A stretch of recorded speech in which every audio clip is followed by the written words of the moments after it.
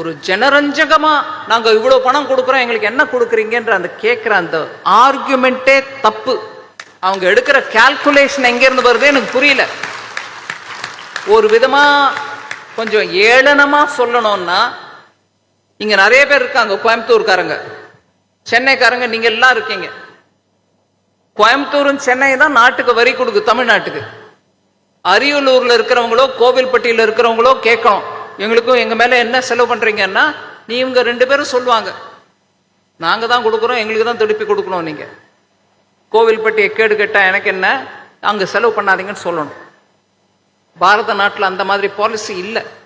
அதனால இந்த மாதிரி குதர்க்கமா பேசக்கூடியவங்களுக்கு நான் சொல்றேன், இந்த நான் பட்டியல் படிக்கிறது எதுக்குன்னா இதுக்கு தான். நம்ம தமிழ்நாட்டில் இன்னும் எத்தனையோ பண்றதுக்கு இருந்தாலும் கொஞ்சம் ஃப்ரீ லாங்குவேஜ் பாலிசி, டீலிமிட்டேஷன், இப்படியாக நம்மளோட திசை திருப்பறதுக்கு முயற்சி நிறைய நடக்குது.